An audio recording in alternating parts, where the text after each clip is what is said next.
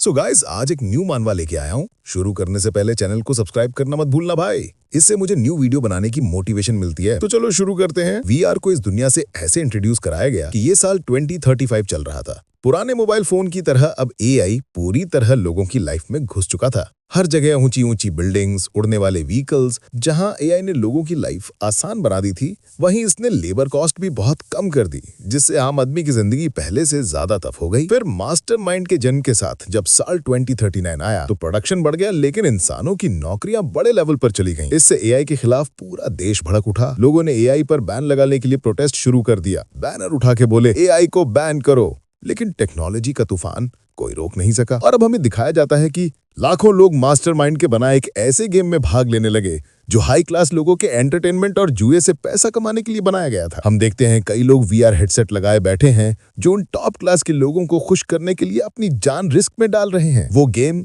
Gold game कहलाता था। कहते हैं अगर तुम इसमें जीतते रहो तो तुम अमीर बन सकते हो और मास्टर परमिशन हासिल करके अपने सोशल क्लास को अपग्रेड कर सकते हो। कई लोग गेम में एंटर कर रहे हैं, उनकी सारी डिटेल्स ऊपर सिस्टम पैनल में दिख रही हैं। लगभग सब लेवल 1 के ही हैं। उसी टाइम हमारा एमसी भी मजबूरन इस गेम में शामिल किया जाता है। वो खुद से कहता है बार बार जीतना ही मेरी उम्मीद है उसे ढूंढने की। वो एक नौजवान लगता है, चेहरे पर थोड़ी सी चिंता झलक रही है। नाम है चेन मो, जो पहले मास्टरमाइंड का कोर रिसर्चर था। एक बंदा कांपते हुए कहता है, सुना है अगर कोई गेम में मर जाए तो सच में मर जाता है। ये झूठ तो नहीं ना? दूसरा गुस्से में बोलता है, हाँ ये सच है। और तू क्या नाटक कर रहा है, जैसे कि तुझे कुछ पता ही नहीं। क्या तूने पहले नहीं देखा जो गेम हारते हैं उन्हें हेलमेट से करंट लग के नर्कवासी होते हुए? बीच में हेलमेट उतारना भी रूल तोड़ना माना जाता है, और जो ऐसा करता है वो तुरंत करंट लगने से नरकवासी हो जाते हैं। दूसरा बंदा बोलता है, बचने का कोई रास्ता नहीं है भाई। क्या तुझे सच में लगता है कि पैसा कमाना इतना आसान है? अगर फट रही है तो अभी निकल ले पहली फुर्सत में। फिर वीआर को वो सीन दिखाया जाता है जहां 2 लोग करंट लगने से जल जाते हैं। बाकी लोग जब रिकॉर्ड करने जाते हैं तो रोबोट उन्हें रोक देता है। डर के मारे एक आदमी पसीने से तरबतर कहता है, मैं मजबूरी में ही आया हूँ, जुए का कर्जा उतारना है। वो बोलता है बाहर जाऊं तो भी मौत ही है। फिर वोंग चैंग हंसकर बोलता है, सुना है यहाँ पर लोगों को पेलने पर पुलिस नहीं पकड़ती है। मेरे पिछवाड़े में खुजली हो रही है, मुझे ट्राई करना है। सबको डराते हुए वो हंसता है और बोलता है जल्दी मरना मत, अभी तो गेम शुरू हुआ है। चैन मो मन में सोचता है, ये जगह तो सच में पागलों से भरी है, यहाँ पर सारे हाफ क्रैक भरे पड़े हैं। फिर आवाज आती है, welcome to the gold game. सबको तुरंत गेम में एंटर करने को कहा जाता है। अब दरवाजा खुलता है और एक बड़ा स्टेडियम नजर आता है, पूरे तरह खाली। हमारा एमसी सोचता है, क्या ये खाली हॉल ही गेम का स्टेज है? सभी के अंदर आने के बाद एक तगड़ी ब्यूटी एआई औरत का रूप लेकर सीन में एंट्री लेती है। वो खुशी से बोलती है, सबका स्वागत है, मैं एक छोटा खरगोश हूँ जो जज की भूमिका निभाऊंगी। फिर वो गेम के रूल्स बताने लगती है। ये स्टेज बेसिक लेवल है, बस नीचे दिए गए रूल याद रख लो तो स्टेज पार कर लोगे। रूल स्क्रीन पर दिखते हैं। जब तक प्लेयर्स की संख्या 3 या उससे कम रह जाती है, बॉस समन होगा जो अनबीटेबल है। वो कहती है, याद रखना नंबर बहुत नीचे मत गिरने देना। फिर मुस्कुराकर बोलते हैं, इतना ही था, अब एंजॉय करो, उम्मीद है फिर से मिलेंगे। वोंग शेन सोचते हैं, बस इतना ही था क्या? किसी को समझ आया क्या? थोड़ी देर चुप रहने के बाद एमसी खुद से कहता है, इन 10 में से 7 को मरना पड़ेगा ताकि ये क्लियर हो सके। वो सोचकर कांप उठता है। तभी उसे कुछ भारी सी प्रेजेंस महसूस होती है। अब एक बड़ा आर्टिफिशियल सांप उनकी तरफ रेंगता आता है। लोगों के डर के मारे गोटे मुंह में जाते हैं भाई। सबके सबसे चिल्लाते हैं, भागो। एमसी सोच रहा था, हम जो भी कर रहे हैं शायद इससे बस कुछ पल की जिंदगी बढ़ाई जा सकती है। वो विशाल सांप एमसी पे आक्रमण करता है, लेकिन मैक बैक हट जाता है। वो बड़ा सांप अब वैन चैंग की तरफ बढ़ रहा है, जो एक खंबे के पीछे छिपा कांप रहा था। सांप उसकी लोकेशन पकड़ लेता है और झपट पड़ता है। वो चीखते हुए बोलता है, क्या ऑर्गेनाइजर मजाक कर रहे हो? अनबीटेबल का मतलब ही क्या? फिर वो बड़बड़ाता है, मैं ऐसी जगह नहीं मरूंगा। तभी उसके सामने सांप मुंह खोल कर आता है। वो किसी तरह डॉज करता है और सोचता है, ये पीछे कब आ गया? सांप लगातार उसका पीछा कर रहा है। वोंग जैन हैरानी से पूछता है, क्या ये मुझे ही टारगेट कर रहा है? फिर वो भागते हुए एमसी को पिलर के पीछे देखता है और उसको टारगेट बनाने की सोचता है। सांप खंभों को लपेटते हुए बहुत तेजी से बढ़ रहा है, जैसे नोकिया 3310 के फोन में गेम्स होते हैं। सीन शिफ्ट होता है। फिर हमारा एमसी सोचता है, अगर इस गेम के रूल में लिखा है कि सांप अनगीटेबल है तो इसका मतलब ये नहीं है कि उसे मारा नहीं जा सकता। फिर दिमाग में आइडिया आता है, अगर सांप का सिर अपने शरीर को छू ले तो शायद मर जाएगा, नोकिया गेम की तरह। वो प्लान बनाता है, 2 90 डिग्री एंगल चाहिए ताकि वो खुद को काट ले। वो खड़ा होता है, अब ट्राई करना ही पड़ेगा, बैठ के मौत का इंतजार नहीं। तभी वांग शेन पीछे से आता है, उसे पकड़ लेता है। एमसी पूछता है, कौन है तू? वो कहता है, सॉरी भाई, पर नरक लोक में मिलते हैं, और उसे उस विशाल सांप की तरफ फेंक देता है। सांप अपने शिकार को देखकर मुंह खोलता है। एमसी सोचता है, रुको, सांप देख नहीं सकते, बस महसूस कर सकते हैं, पर ये आर्टिफिशियल है, शायद देख सकता हूँ। उसके गोटे मुंह में आ जाते हैं। क्या मैं सच में मरने वाला हूँ? उसे अचानक अपनी पुरानी यादें दिखने लगती हैं। वो अपनी बहन के साथ है जो कहती है, भाई ये खाना चखो जो मैंने बनाया है। वो मुस्कुराता है और सोचता है, सच है, जब लोग मौत के करीब होते हैं तो यादें उमड़ आती हैं। बहन हंसते हुए कहती है, मैं बच्ची नहीं रही, बस हल्की सी चोट है। वो बोलती है, कुछ नहीं हुआ, तुझे खाना खाते देखकर ही सब सार्थक लगता है। एमसी की बहन का नाम था जीन कैनन, बहुत खुशमिजाज लड़की। वो हंसते हुए कहती है, आज से मैं तेरा ध्यान रखूंगी भाई। एमसी सोच में पड़ जाता है, वो झूठी थी। रोज मेरे लिए खाना बनाने का वादा किया था पर नहीं निभा पाई, और वो आखिरी बार था जब हमने साथ खाना खाया था। वीआर खोज के और फ्लैशबैक दिखते हैं। बादल गरज रहे हैं। मास्टरमाइंड रिसर्चर की नौकरी चली गई। कर्ज ने डूब गया। वो अपनी बहन से कहता है, मुझे छोड़ दे, लेकिन वो लड़ती है, मैं तुझे अकेला नहीं छोड़ सकती, मैं तेरी बहन हूँ। एमसी सोचता है, मैंने उसे दोष दिया, लेकिन वो मेरे लिए इस गंदे गेम में फंस गई और कभी वापस नहीं आई। वो बोलता है, कुछ भी हो जाए मुझे उसे ढूंढना ही होगा। तभी विशाल सांप उसे काट लेता है। उसका नीचे का हिस्सा मुंह में चला जाता है। वो खून खांसते हुए बोलता है, मैं यहाँ नहीं मर सकता, और पूरी ताकत से सांप के जबड़े से खुद को बाहर धकेल देता है। एनसी का आधा बॉडी कट के बाहर गिर जाता है। वो सोचता है, नहीं, मुझे अभी अभी नहीं मरना, अभी बहुत कुछ करना बाकी है। अगर यहाँ तक देख लिया तो चैनल सब्सक्राइब करो। अचानक सिस्टम अलर्ट आता है, employ number 000006, researcher chain mode detected, identification system activated, and chapter 1 over. हमारा एमसी जो अभी अभी यमराज का दरवाजा खटखटाने ही वाला था, पर अब एक सिस्टम स्पेस में है और सोच रहा है, अगर मैं मरा नहीं तो ये जगह क्या है। सिस्टम पॉपअप दिखता है जिसमें लिखा है, सिस्टम ने तेरी सोल से कनेक्शन बना लिया है, सारे एडमिनिस्ट्रेटिव प्रिविलेजेस एक्टिवेट हो गए हैं। उसका करंट एडमिन प्रिविलेज लेवल 1 पर है, जिससे वो अपने एट्रीब्यूट पॉइंट्स को फ्रीली एडिट कर सकता है। वो खुद से सोचता है, ये सिस्टम क्या है, चलो छोड़ो, जब तक ये मुझे पावरफुल बनाता है तब तक सब ठीक है। वो हाथ बढ़ाकर सिस्टम पैनल को टच करता है। अब एक और पैनल आता है। वो सोचता है, ये तो किसी गेम के एट्रीब्यूट पैनल जैसा लग रहा है, जहां पॉइंट्स असाइन करते हैं। वो मुस्कुराता है, परफेक्ट, अगर ऐसा है तो मेरी वापसी की उम्मीद अब भी है। वो सोचता है, अगर मैं एजिलिटी को मैक्स कर लूं तो स्पीड बढ़ा सकता हूँ। वो एजिलिटी पर पॉइंट्स डालने ही वाला था, लेकिन रुक जाता है, नहीं, सिर्फ स्पीड बढ़ाने से कुछ नहीं होगा, मैं बस भागता ही रहूंगा। फिर सोचता है, स्ट्रेंथ चुननी चाहिए। वो पावर पॉइंट्स एलोकेट करता है। सिस्टम नोटिफिकेशन दिखाता है, attributes successfully updated, lost data detected. Restore करना है क्या? सिस्टम ये भी बताता है कि वो कभी भी अपने एट्रीब्यूट्स एडिट कर सकता है और हर बार लेवल बढ़ने पर और भी अपग्रेड कर सकता है। एमसी सोचता है, मतलब मैं किसी भी टाइम स्टैट्स को मैक्स कर सकता हूँ और जितना लेवल बढ़ेगा उतना स्ट्रॉन्ग बनूंगा। वो कहता है, अब गेम के रूल्स जाएं भाड़ में, अब मैं खुद रूल हूँ। फिर वो सिस्टम को यस बोलता है। सिस्टम तुरंत उसकी स्ट्रेंथ एनहांस करना शुरू करता है। उसकी शरीर का निचला हिस्सा जो सांप ने फाड़ दिया था वो भी हील होने लगता है। धीरे धीरे वो खड़ा होता है। सांप उसे फिर से खड़ा देखकर गुस्से में मुंह खोलता है और फिर उसे निगल लेता है, लेकिन इस बार कुछ अलग होता है। सांप बेचैनी से सिर पीछे खींचता है क्योंकि अंदर से जबड़ा कोई जबरदस्ती खोल रहा है। वो कोई और नहीं, एनफी ही था। वो एक हाथ से सांप की जीभ पकड़ता है और दूसरे हाथ से उसका जबड़ा ऊपर उठाता है। अब वो रॉयल अंदाज में खड़ा होकर बोलता है, खाना पसंद है ना, अब देख कौन किसे खाता है। वो सांप की जीभ काट देता है। सांप शॉक में पीछे हटता है और उसे गोली की तरह बाहर फेंक देता है। वो हवा में घूमते हुए स्पाइडरमैन की तरह उतरता है, साफ सुथरे लैंडिंग के साथ। बाकी सब की एमसी को देखकर गोटे मुंह में आए पड़े थे। ये तो इंसान नहीं, मॉन्स्टर है। लेकिन एमसी सोचता है, सांप की बॉडी पर सीधा वार असर नहीं कर रहा, अटैक पावर काफी नहीं है, पूरा जोर लगाकर भी मैं इसे थोड़ी देर ही रोक पाऊंगा। फिर वो तय करता है, अब एजिलिटी को मैक्स करना पड़ेगा ताकि मैं रूल्स का इस्तेमाल खुद के खिलाफ कर सकूं। सांप फिर उस पर झपटा। वो तेजी से झुकता है, शरीर को पीछे ले जाता है। फिर उसे वो पुराना स्नेक गेम याद आता है, जब सिर बॉडी को छू ले तो गेम खत्म हो जाता है। वो सोचता है, अगर मेरा अंदाजा सही है तो यही इसकी वीकनेस है। सांप तेजी से उसकी तरफ बढ़ता है, मुंह खोलकर झपटता है, पर एमसी फिसलकर साइड में निकल जाता है। अब सांप खुद को काटने के करीब है। वो कूदता है और बाल बाल बच जाता है। सांप खुद को काटता है, पर वैसा कुछ नहीं होता जैसा उसने सोचा था। काटते ही एक प्रोटेक्शन सिस्टम एक्टिवेट हो जाता है जो उसके हमले को रीडायरेक्ट कर देता है। फिर भी थोड़ा फायदा होता है, सांप के शरीर पर छोटा सा घाव पड़ जाता है। एमसी सोचता है, तो मेरी कैलकुलेशन सही थी, पर मास्टरमाइंड ने इसकी वीकनेस को प्रोटेक्ट कर दिया है। बॉस को हराना इम्पॉसिबल नहीं, पर आसान भी नहीं है। वो प्लान बनाता है, अगर इसका प्रोटेक्शन सिस्टम टूट जाए तो शायद इसे माना जा सकता है, बस किसी का इसका ध्यान भटकाना होगा। तभी उसकी नजर उस गुंडे वांग चियान पर पड़ती है जिसने उसे सांप के मुंह में फेंक दिया था। अब वो उस डायरेक्शन में बढ़ता है जहां वांग चियान और उसके आदमी छिपे हुए हैं।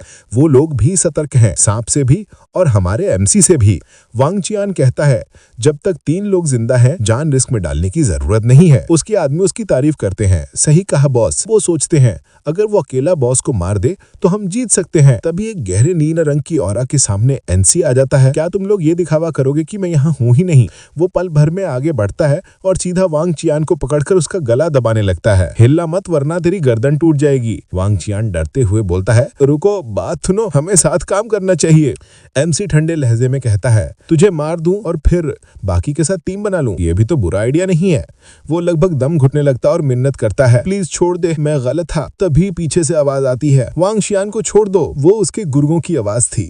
एमसी उसे साइड में फेंक देता है, 2 बार में 2 बंदों को खत्म कर देता है और रास्ता साफ करता है। वांग चियान गुस्से में उसे घूरता है, लेकिन एमसी उसके ऊपर पैर रखता है और कहता है, मेरे पास बॉस को मारने का प्लान है, बस एक चारा चाहिए। एमसी कहता है, या तो चारा बनो या फिर तुम्हें अभी नरकवासी बना देता हूँ। गुंडा मन में सोचता है, रुक, तेरे को बताते हैं मैं। गुंडा अपने लोगों की तरफ देखता है, जो 4 लोग एक खंबे के पीछे छिपे हैं। अगर मरना नहीं चाहते तो सबसे अच्छे को आगे भेजो, क्योंकि मेरे पास पहले से एक तरीका है। एक आदमी कहता है, हम नहीं जा सकते, ये हमारी बस की बात नहीं है। दूसरा भी यही कहता है, हमें इस पे मत घसीटो। तभी वांग चियान उसके कंधे पर हाथ रखता है और जोर से लात मार देता है। आदमी दर्द से झुक जाता है। सांप आके उसे निगल लेता है। वो धमकी देता है, अगर मेरी बात नहीं मानी तो मैं तुम सबको यहीं खत्म कर दूंगा। जाओ, उस जानवर को फुसवाओ और अपनी मौत कमाओ। फिर वो गोरी पीले बालों वाली लड़की से कहता है, पीछे मेरे साथ रहना, जब बाकी मर जाएंगे तो हम 3 निकल जाएंगे, अगर नहीं तो फिर तू भी जाकर उनके साथ मर जा। कचरा। अब सांप उन 2 बंदों का पीछा कर रहा है जो उसे कोस रहे हैं।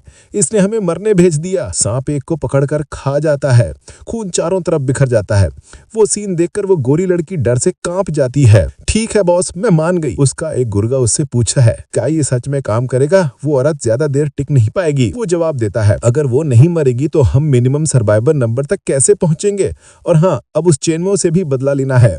गुर्गा कहता है, बॉस, सांप हमारी तरफ आ रहा है। वो बोलता है, यही मौका है, चेनमो के साथ कोऑपरेशन का नाटक करो और सही टाइम पर वार करना। वो दोनों हमारे एमसी की तरफ दौड़ते हैं और कहते हैं, हमने जानवर को फुसला लिया है, अब बताओ तेरी प्लान क्या है?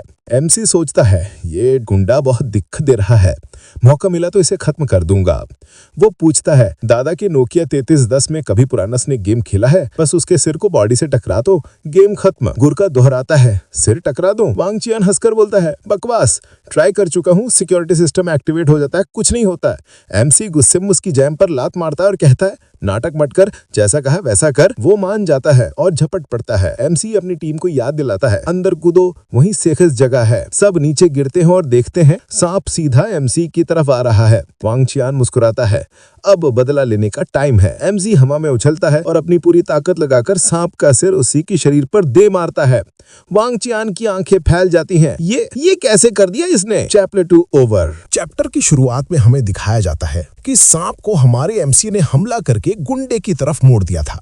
जैसे ही सांप उसकी तरफ आया, उसको रिएक्ट करने का भी टाइम नहीं मिला एंड फट से उसका हाथ उड़ गया। वो लड़की यानी उसका गुर्गा उसका हाल पूछता है, बॉस आप ठीक तो है ना? गुंडा बोलता है, बच्ची, ये अभी खत्म नहीं हुआ है, मैं इसे याद रखूंगा। फिर सीन हमारी एमसी की तरफ शिफ्ट होता है। उसको सिस्टम का मैसेज आया था, कांग्रेचुलेशंस प्लेयर, आपने सांप को डैमेज दिया है, इसलिए हम आपको एक टाइटल देंगे, स्नैक हंटर। फिर एमसी के लेवल 3 पर जाने का मैसेज आता है एंड 6 एट्रीब्यूट पॉइंट्स मिलते हैं। एमसी के दिमाग में तुरंत एक बात क्लिक होती है, इंजर्ड, मतलब कि वो सांप मारा नहीं था। लेकिन तभी हमारी गेम की होस्ट बनी वहां पहुंच जाती है। कंग्रेचुलेशंस प्लेयर, गेम को क्लियर करने के लिए सभी को अच्छा सा रिवॉर्ड दिया जाएगा एंड साथ साथ में 3 एट्रीब्यूट भी दिए जाते हैं। एमवीपी प्लेयर को एक्स्ट्रा लॉटरी का चांस दिया जाता है और एक्स्ट्रा चीजें गेम के बाद में दी जाएंगी। फिलहाल प्लेयर अपना स्टेटस चेक कर सकते हैं। लेवल अप होने के कारण उधर गुंडे का हाथ फिर से आ जाता है। लड़की का भी लेवल अप हो जाता है। गुंडा बोलता है, लगता है हेवन ने मुझे माफ कर दिया है।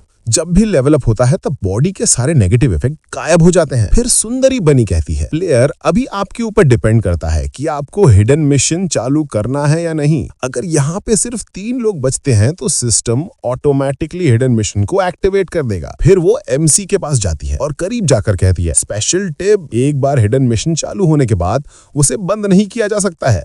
लेकिन उसके रिवॉर्ड्स बहुत ही अच्छे होंगे। सिंपल भाषा में ये मौका ना मिलेगा दोबारा। फिर बनी 1 मिनट का कूल डाउन लगा के वेट करती है कि ये लोग क्या डिसीजन लेंगे। उधर गुंडे के मन में लालच जागने लगता है। क्या स्किल मिलेगी? मुझे विश्वास नहीं हो रहा है कि मैं डायरेक्टली एक स्किल पा सकता हूँ। मैंने सुना है जिनका पास स्किल होती है वो अलग ही लेवल पे होते हैं। इधर हमारा एमसी सोचता है ये हिडन मिशन सिर्फ हमारा सफाया करने के लिए है। जब मिशन क्लियर हो गया तो इसकी क्या जरूरत?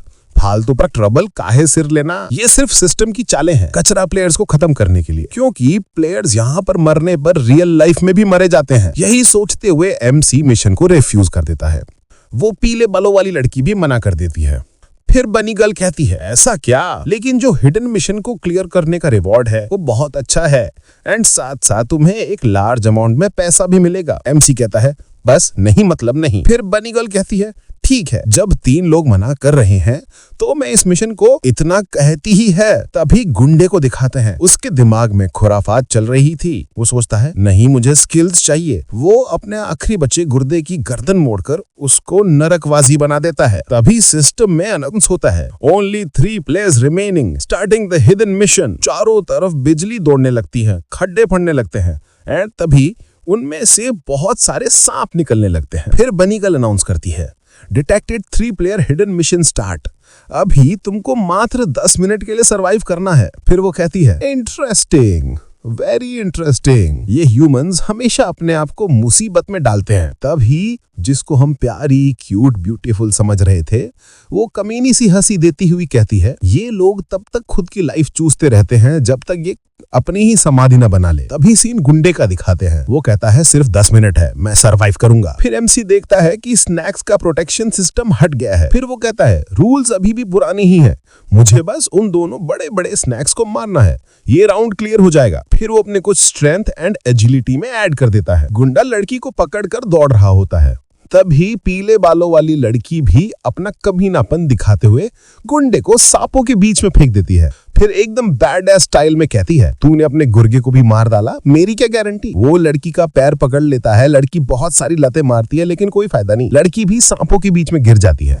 दोनों की कहानी खत्म। एमसी को भागते दिखाया जाता है। वो उछलता है एंड एक सांप के मुंह में चला जाता है। दूसरा सांप मुंह खोलकर जैसे ही उस पर हमला करता है वो साइड में कूद जाता है। दोनों सांप एक दूसरे से टकराते हैं एंड चैप्टर 3 ओवर। चैप्टर 4 की स्टार्टिंग में दोनों सांप एक दूसरे से टकराते हैं एंड खुद ही खत्म हो जाते हैं। इधर एमसी बैडएस स्टाइल में खड़ा होता है। तभी सिस्टम का नोटिफिकेशन आता है congratulation host, clear snack life and death game and उसका हिडन मिशन लेवल 8 हो गया। 10 फ्री एट्रीब्यूट मिले। Administrative permission upgraded, new permission unlocked, code replication. फिर हमें इसकी डिस्क्रिप्शन बताई जाती है कि हमारा एमसी किसी भी एनिमी का कोड कॉपी कर सकता है जिसको अभी 30 मिनट के अंदर अंदर पेला गया हो, लेकिन उस कोड को यूज करने पर उसका लेवल एमसी के बराबर ही होगा। मतलब कि एमसी अब जिसको भी मारेगा उसकी गेम में जो कोडिंग कर रखी होगी वो एमसी को मिल जाएगी। फिर सिस्टम का नोटिफिकेशन आता है क्या आप कोड को कॉपी करना चाहेंगे? एमसी कहता है यस। सिस्टम का नोटिफिकेशन आता है कांग्रेचुलेशन होस्ट, ग्लूटेनस स्नैक की ओनरशिप आपकी हुई,